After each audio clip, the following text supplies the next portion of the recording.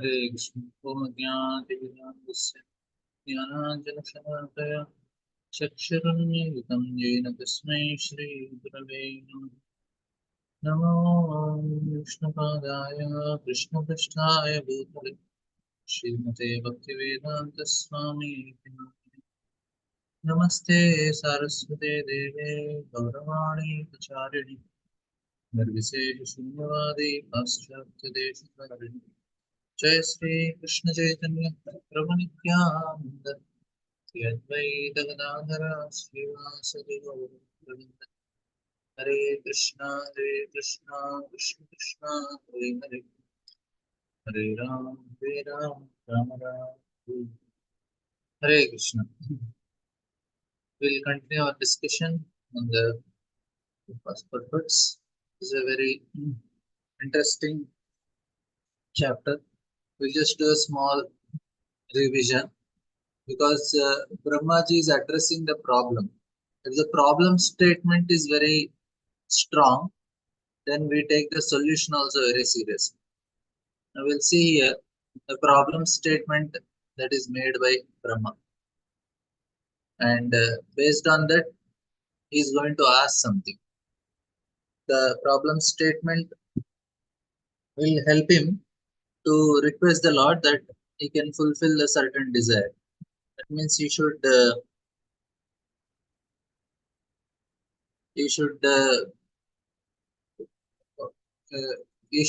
give a proper explanation. Okay, this is what is the situation.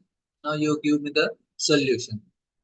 Like say if you are going for, this is general understanding. If you are going for donations, and if your cause is very strong, then it is easy to get donation also. Here similarly, Brahmaji is giving a very good problem statement. He's explaining how serious is the issue and how much he needs the help to do it. And here, from the third shloka onwards, he starts explaining. What he says is that, from a Lord, I do not see it. First, he saw the form of Lord. After that, he immediately starts the situation. The present form of the present form, it is all auspicious, and this present form or any transcendental form expanded to the Supreme Personality of Sri Krishna is auspicious for all universe, since you are manifested his eternal personal form upon whom your devotees meditate. I offer my respectful obeisances unto you. Those who are destined to be dispatched to path of hell neglect your personal form. So from here he starts his problem statement. He says, unfortunately, there are people who uh, who neglect this personal form of yours. This is where he starts. And then, because of which, what happens? Then he gives the reason. He says, my lord, the persons who smell the aroma, and he gives actually both the things also. He gives who are smelling the aroma of your lotus feet, carried by the aid of Vedic sound through the holes of ears, accept your devotional form. For them, you are never separated. But I am not talking about these people. I am talking about the people of the world are embraced by all material anxieties, are always afraid. They are always try to protect their wealth, body, and friends. They are full of lamentation, unlawful desires, and all these things. I and mine, aham mameti. This is what. As long as they do not take shelter of your safe lotus feet, they are full of such anxieties. And what do they do? Persons who are bereft of all auspicious performance of chanting and hearing about your transcendental activities are certainly unfortunate and are bereft of good sense. They engage in inauspicious activities, enjoying sense gratification for a very little while. Then he says that all these poor creatures are constantly perplexed by hunger, thirst, severe cold, recreation, and bile, attacked by puffing winter, blasting summer, rains, disturbing elements, overwhelming strong, owned by strong, indefatigable sex urges, anger, and so many things. They do inauspicious activities, they get affected by it. And then he says, my lord, the material miseries are without factual existence for the soul. Yet, as long as the conditioned soul sees the body as a means for sense enjoyment, he cannot get out of the entanglement because of your external energy. Then he says, such non-devotees engage their senses in very troublesome and extensive work, and thus they suffer insomnia at night because their intelligence constantly plagues their spirit with various mental speculations. They are frustrated in all their various plans for supernatural power. Even great sages, they are against your transcendental topics, must rotate in the material world, and this is actually what is happening to them. This is a very important part for we discuss. And then next shloka, he says, this is actually what we discussed yesterday. And now he says, my Lord, your devotees can see you through the ears by the process of bona fide hearing, and thus their heart becomes cleansed. And you take your seat there. You are so merciful to your devotees that you manifest yourself in the particular eternal form of transcendence in which they always think of. Now he's telling this is the situation of the non-devotees, but from the situation of devotees, they are fortunate because they are hearing, and thus their heart becomes cleansed, and and you take your seat there. You are merciful to your devotees.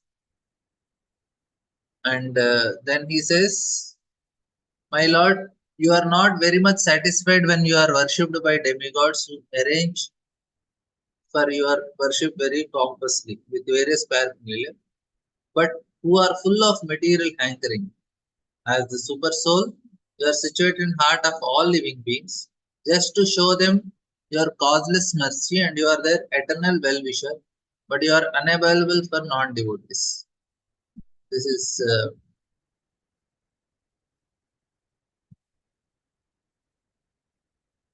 नाति प्रसीदति ततोपचितोपचारैः आराधितः सुरगणैर्विधिबद्धकामः यत्सर्वभूतदयया सदलभ्ययो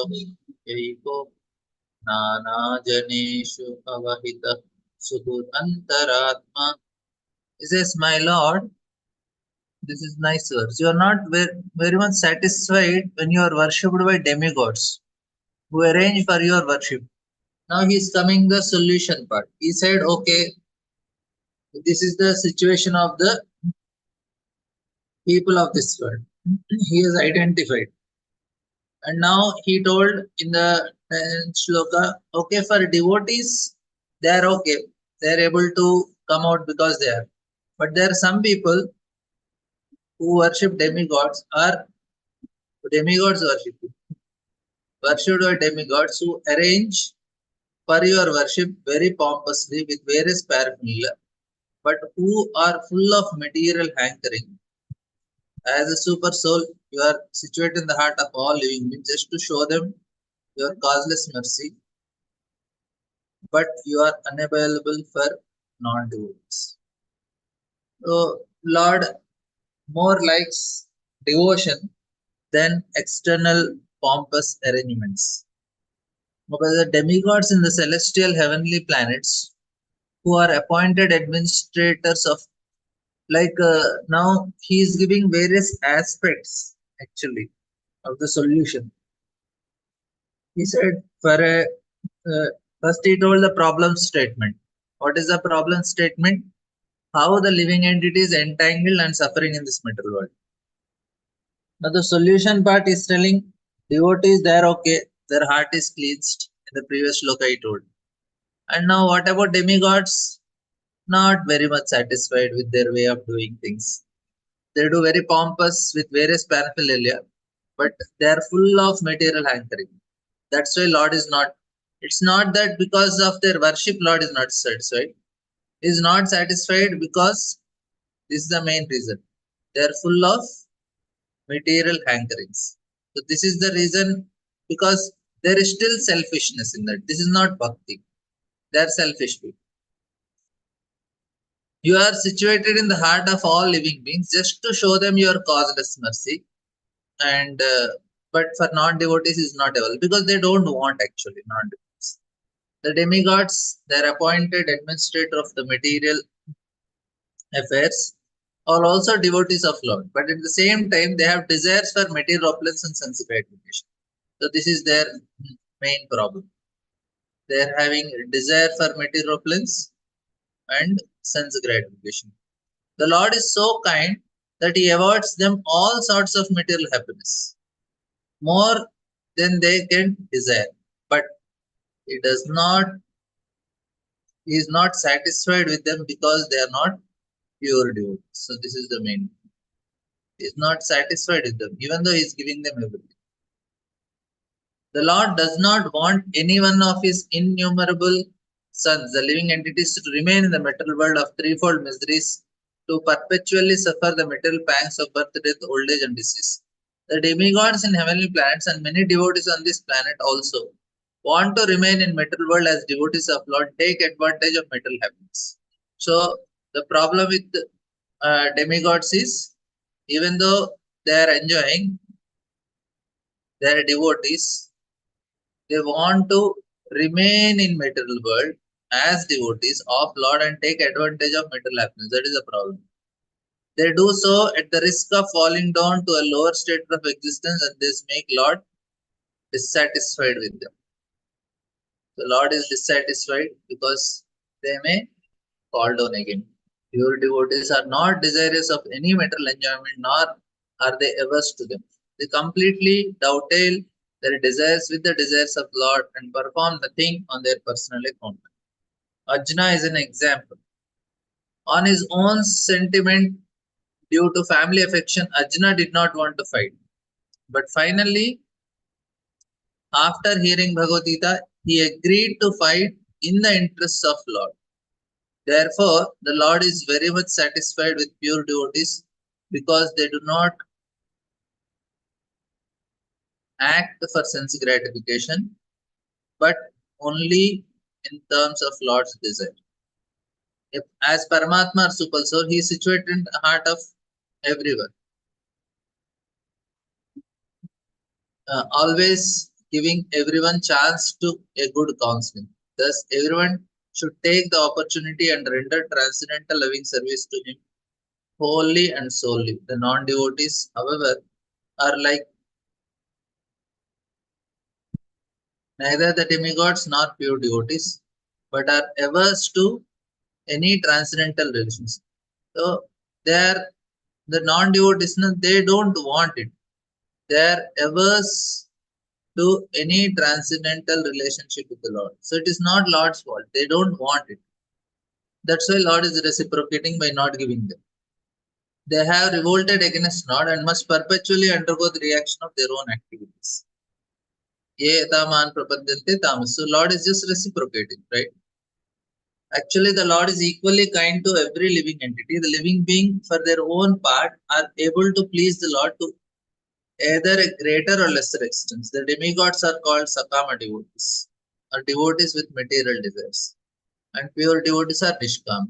So demigods are Sakama, pure devotees are Nishkama. Devotees, because they have no desire for personal interest. Sakama devotees are selfishly interested because they do not think of others. Therefore, they are selfish because they don't think of others. Therefore, they are not able to satisfy the Lord. Whereas pure devotees take the missionary responsibility of turning non-devotees into devotees. They are therefore able to satisfy Lord more than the demigods.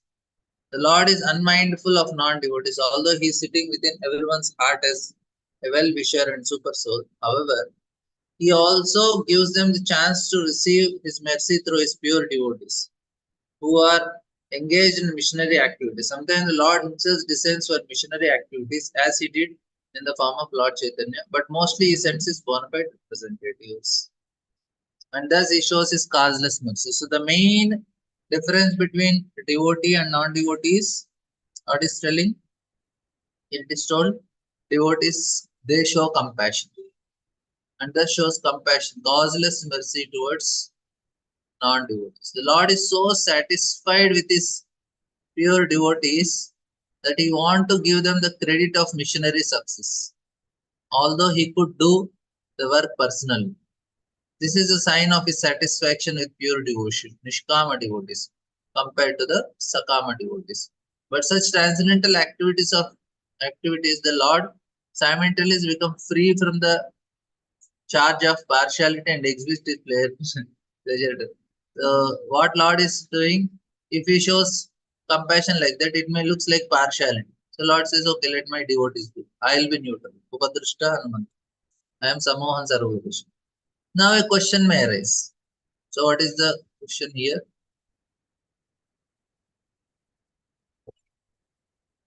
If the Lord is sitting in the heart of non-devotees, why are they not moved?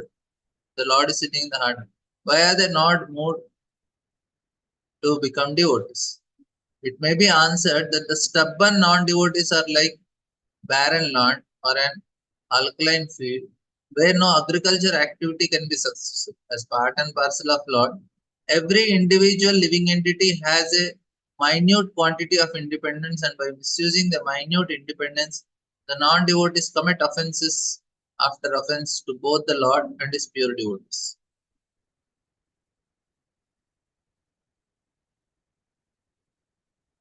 Engage in mission. As a result of such acts, he becomes as barren as alkaline field where there is no strength to. So this is the reason why they are not able to take, because their heart is like barren. Why? They are committing offenses. So the reason is two reasons. Because the alkaline land or barren land,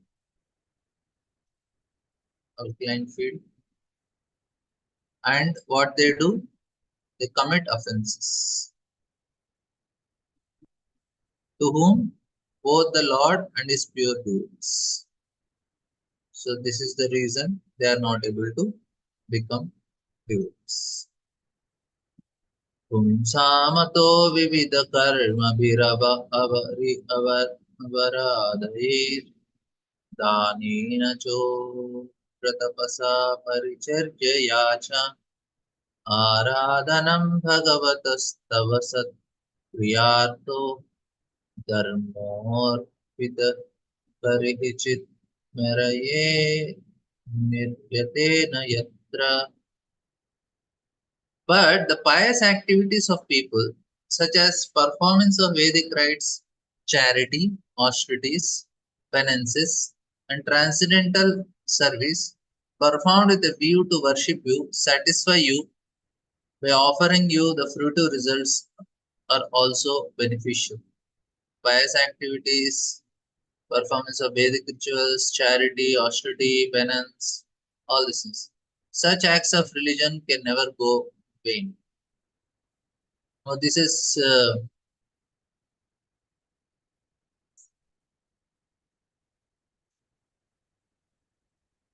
Aropa Siddha Bhakti, it is called, where a person is doing his activity but is offering the results to the Lord. In that way, he is free. It is said, no? He is offering the results to the Lord. It is not directly doing anything wrong, but is at least offering the results. Even offering the results, a person can be free from the reactions of his activities. Now, he told about pure devotees, they happily listen, cleanse their heart. Demigods, they do pompous worship. And then there is another category of people who are doing worship, but they are doing little bit of Sangha Siddha Bhakti and Aropa Siddha Bhakti. Aropa Siddha Bhakti means they are doing some rituals and we are there and offering the results to the Lord. Absolute devotional service conditioned in 9 different spiritual activities, hearing, chanting, immersion, praying, etc., do not always appeal to people with pompous nature. So this is a point. Why people don't do? This is the spiritual activity. Hearing, chanting, remembering is actually called Swarupa Siddha Bhakti. It's a direct devotional service. Direct. But people are not interested in direct. They are interested in what? Most of them are attracted to the Vedic rituals, Vedic sacrificial rituals, and other costly performances of social religious show. So nicely Prabhupada right. Vedic sacrificial and costly performances of social religious shows. But the process, according to the Vedic injection, is that fruits of all such pious activity should be offered to the Supreme Lord. For them, what is given? Okay, you do activity, at least offer the result. Should be offered to the Supreme Lord. So this is called Aropa Siddha Bhakti. That means you don't remember the Lord when you are doing the activity. You remember the Lord in the beginning, and in the end you remember. And in the end, because you remembered, you offered the result to the Lord. So this is the method they use. The Bhagavad Gita, Lord demands that whatever you do, yat karos, yat asnas, yat jihos, yat dasyat, yat tapasyasi kauntat purushot. Such worship, sacrifice, offering, charity, all results should be offered to me. This offering of results of pious activity onto the Supreme Lord, this offering of the results of pious activity onto the Supreme Lord is a sign of devotional service to the Lord and is of permanent value, whereas enjoying the same results for oneself is only temporary. Anything done on account of Lord is a permanent asset and accumulation in the form of unseen piety for gradual promotion to the unalloyed devotional service of the Lord. These undetected pious activities will one day result in full-fledged devotional service by the grace of the Supreme Lord. So initially they will start with this, but slowly they'll come to a stage where completely full-fledged devotional service. Therefore, any pious activity done on the Supreme Lord is also recommended here for those who are not pure devotees. So there is three levels: Sangha Siddha Bhakti, then there is oh, before this there is Arop Siddha,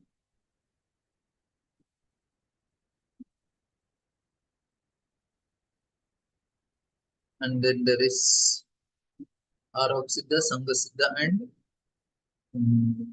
third one is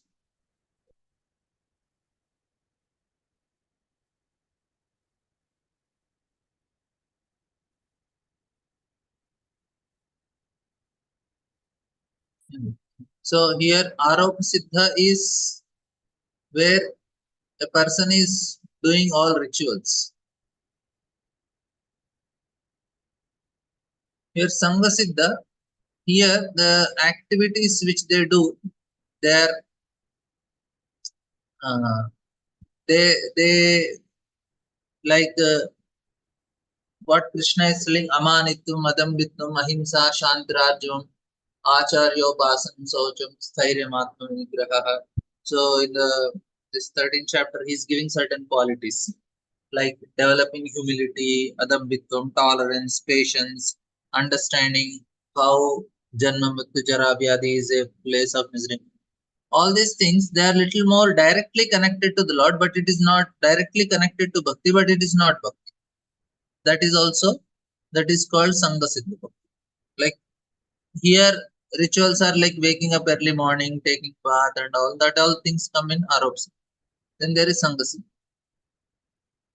And so this is where a person is, this is from here he will gradually elevate. So from Arop Siddha, these are all rituals only, but Sangha Siddha is it is directly. Then they come to the third stage where is directly performing devotions.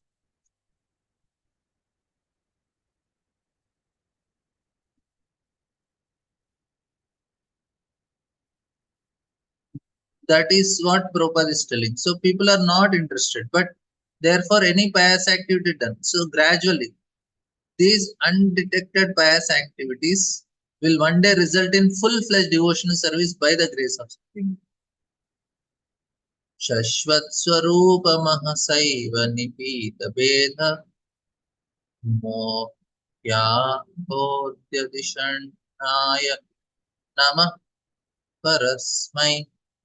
विश्वोद्भवस्थितिलयेषु निमित्तलीला रासायते नम इदं Shikrameshwaraya. Now he's telling, okay, let me offer my respectful obeisances unto the Supreme Transcendence, who is eternally distinguished by his internal potency, his indistinguishable impersonal feature, realized by intelligence for self-realization. I offer my obeisances unto him, who, by his pastimes, enjoy the creation, maintenance, and dissolution of the cosmic manifestation. So now he explained all the categories. The first what he did, he gave the problem statement. Problem statement.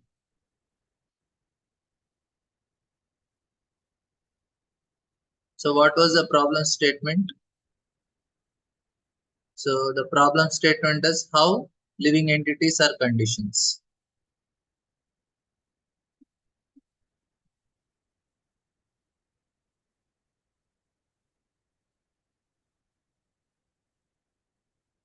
So this is the problem statement. Then he gave the solution for what devotees do, then what demigods do,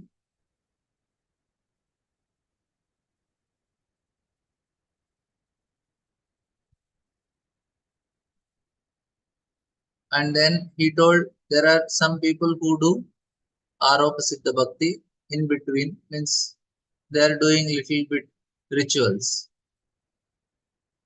Even demigods are also doing rituals. And then he also explained about non-devotees who are averse to the Lord and Lord is not non-manifested for them. So he told how living entities condition, devotees, demigods, ritualistic people, and then non-devotees. Now what he is doing, he is offering his. Now he explained the problem statement. Now before asking what he wants, he is offering his prayers also. He is telling about the Lord. Let me offer my obeisances unto the Supreme Transcendence, who is eternally distinguished by his internal potency. His indistinguishable impersonal feature is realized by intelligence or self-realization. I offer my obeisances unto him, who, by his pastimes, enjoy the creation, maintenance, and dissolution of the cosmic manifestation. So, what is he doing? He, before asking something, he is offering his prayers. Again, he told the problem. I told, my dear Lord, you are so special, you are so great, you are this, you are that. The Supreme Lord, Prabhupada writing, is eternally distinguished from living entities by his internal potency. Although he is also understood in his impersonal feature by self-realized intelligence, devotees of the Lord therefore offer all respectful obeisances unto the impersonal feature of Lord. The word rasa is significant here. The rasa dance is performed by Lord Krishna in the company of cowherd damsels of Vrindavan, and the personality of Godhead Garbhodakshai Vishnu is also engaged in the rasa enjoyment with his external potency by which he creates, maintains, and dissolves the entire material manifestation. Indirectly, Lord Brahma offers his respectful obeisances unto Lord Sri Krishna, who is factually ever engaged in rasa enjoyment with the gopis as confirmed in the Gopal Dapan Upanishad in the following words. Pradhanate sobadayo gopavesho ne pumsa purushad avitbhava.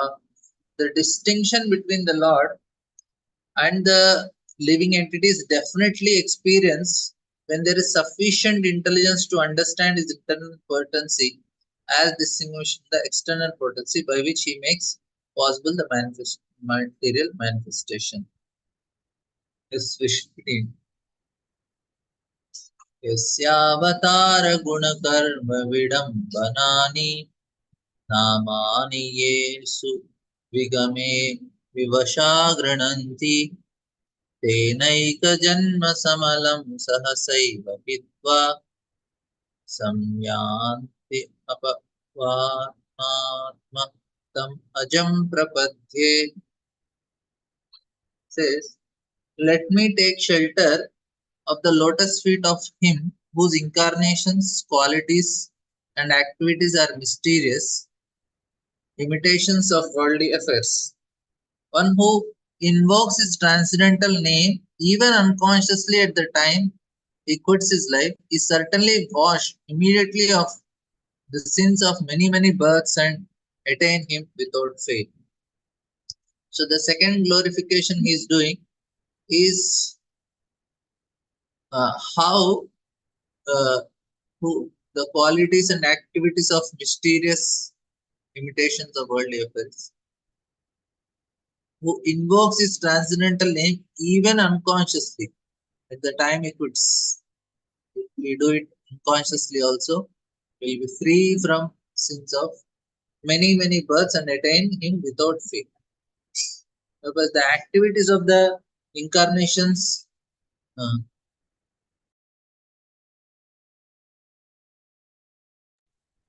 the activities of the incarnations of Supreme Personality of Godhead are a kind of imitations of the activities going on in the material world. He is just like an actor on a stage. An actor imitates the activities of a king on stage, although actually he is not the king. Similarly, when the Lord incarnates, he imitates parts with his which he has nothing to do. It is said that the Lord has nothing to do with the activities in which he is supposedly engaged. Namam karmani limpanti name karma phalaspuha. That means this is very important. Lord has nothing to do with the activities in which he is supposedly engaged. That means, oh, now Lord has 10 children, now it is responsible to get him married, get all the children married. No, Lord has nothing to do. The Lord is omnipotent. I said, people say, na, see, Lord is also doing his duty. Lord is also taking responsibility. Lord is also getting married, especially the devotees who join ashram brahmacharis. Their parents have this argument. See, Krishna is doing his responsibility. He is also getting married. Lord Ram is getting married.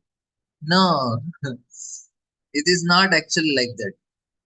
An actor imitates the activity of a king on stage, although actually he is not the king. Similarly, when the Lord incarnates, he imitates parts with which he has nothing to do. So it's just an imitation. It's nothing to do. It's not doing any responsibility. And Krishna clearly telling that I have namam karmani limpanti name karma philaspra. I am not doing any activity as some responsibility. The Lord is omnipotent. Simply by his will, he can perform anything and everything. When the Lord appears as Lord Krishna, he played the part of son of Yashoda and Nanda. He lifted Govardhan hill. Although lifting a hill is not his concern, he can lift millions of Govardhan hills by simple desire. He did not need to lift it with his hand, but he imitates the ordinary living entities by this lifting, and at the same time, he exhibits his supernatural powers also. So this is that means Lord can lift millions just by desire. No need of even working that much. He wanted to get the name as Giridhari. That's why. Therefore, his acts in his incarnations and his partiality to devotees are all imitations only. Wow, so nice point. So his acts in his incarnations and his partiality to devotees are all imitations only. Just like the acts of an expert dramatic player on the stage. His acts in that capacity, however, are all omnipotent, and the remembrance of such activities of incarnations of Supreme Personality of Godhead is as powerful as Lord himself.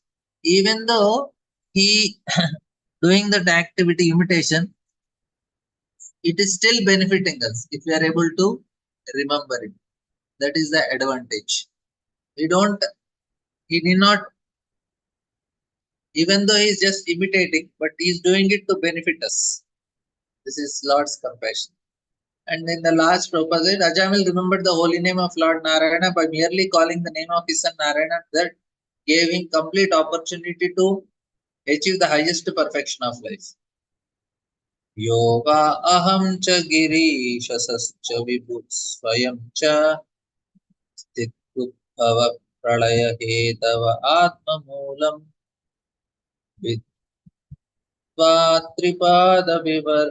vivarta eka guru varohas tasmai namo bhagavate bhuvanam Maya. Your Lordship is the primary root of the tree of the planetary systems. Now Brahma has to create planets. So he's telling, oh Lord. He is telling, oh, you come, you incarnate, you do activities, but it's your past. Then he's telling, the primary root of the tree of planetary systems.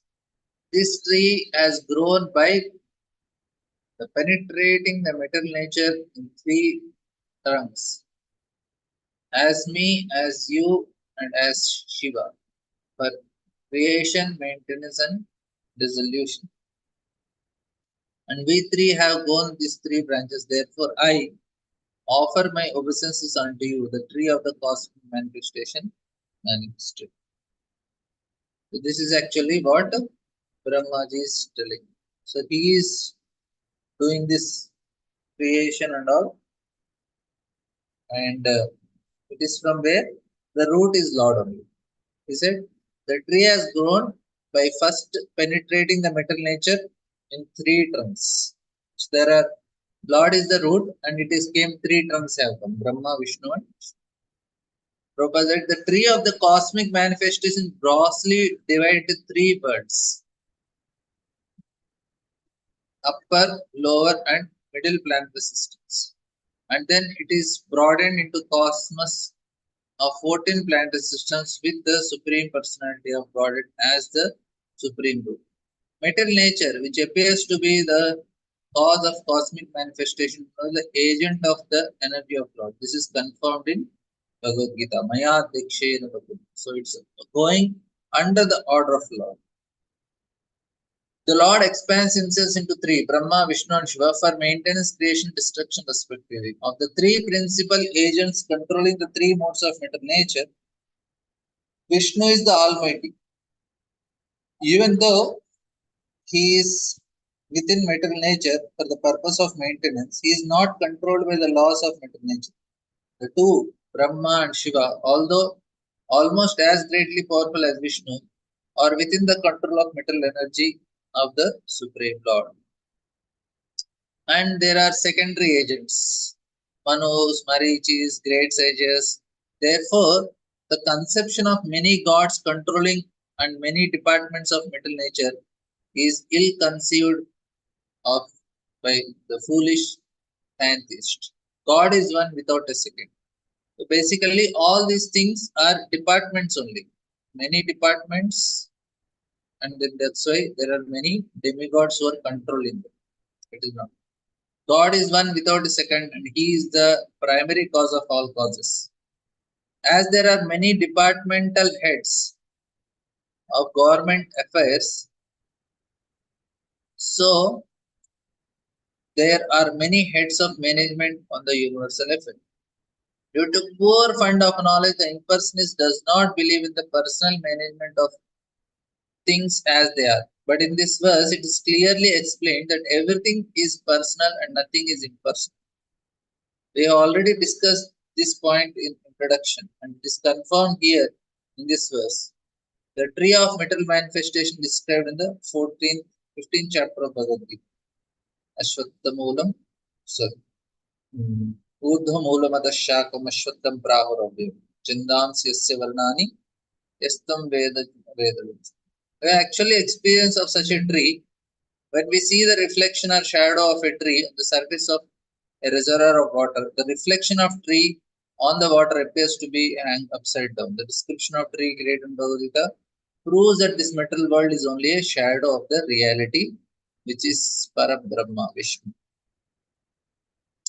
And then next shloka. Loko vikarma nivrita kushale pramatta karmanyava ayam vat udite bhava archane sve yastavadasya balavan yajivitasam satyaschinatya animishaya namostu tasmai. He says people in general all engaged in foolish acts, not in the really beneficial activities enumerated directly by you for their guidance. As long as their tendency for foolish work remains powerful, all their plans in the struggle for existence will be cut to pieces. I therefore offer my obeisances unto him who acts as eternal time.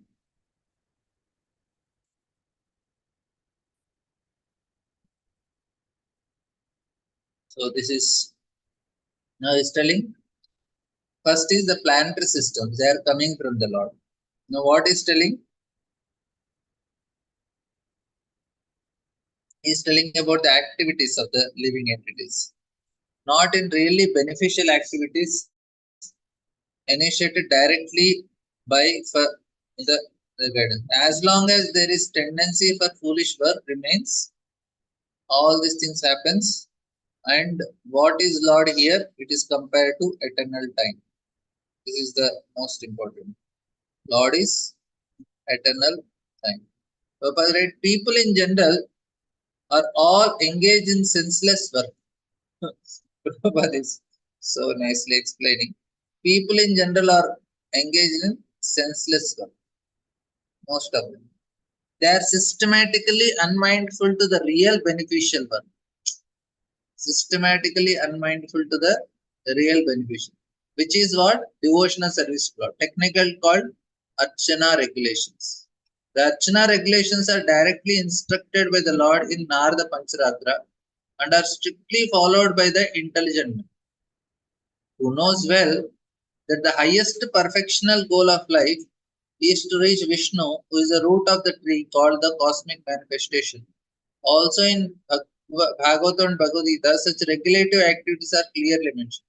Foolish people do not know that their self-interest is realization of Matirna Krishne Paratasatova Mito Vipadde the Graha Pradhanam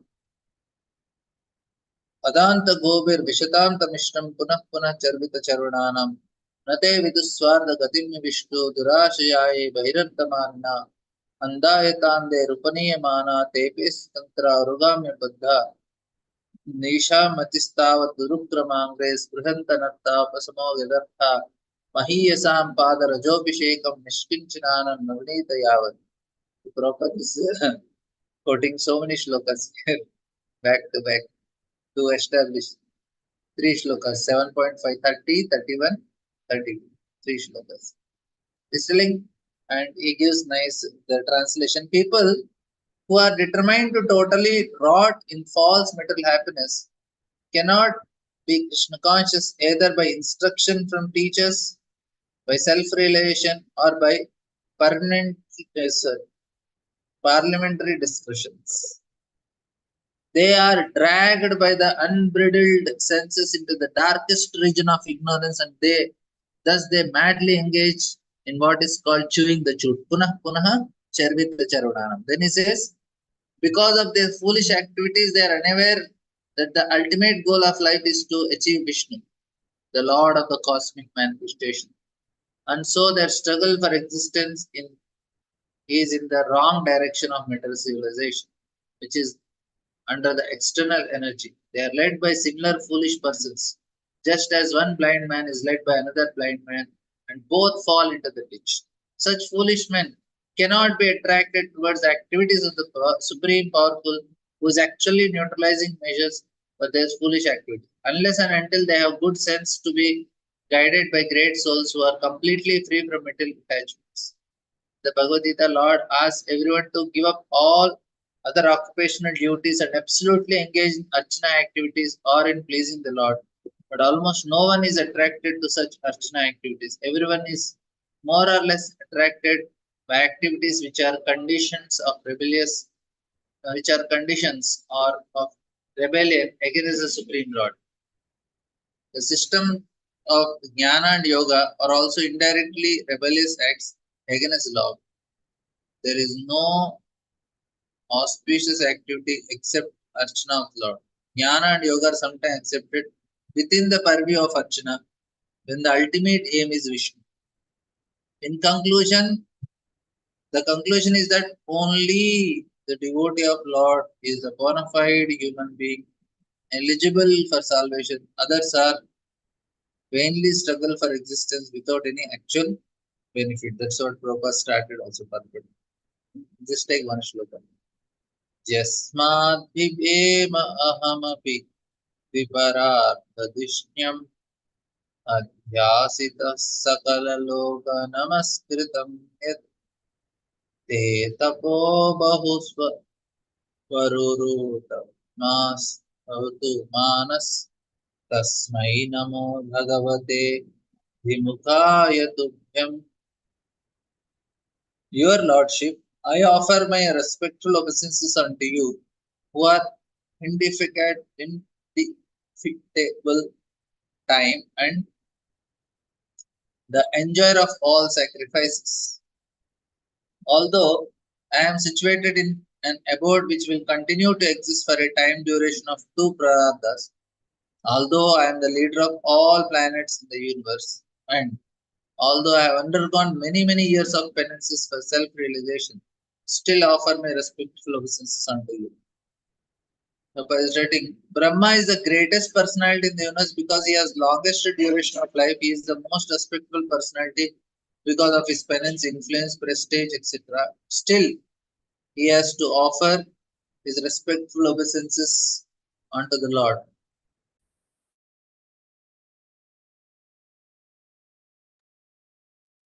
Therefore, it is incumbent upon all others who are far below the standard of Brahma to do as he did and offer respects as a matter of duty. So, okay, we'll take tomorrow. Thank you all very much. Srimad Bhagavatam ki jai.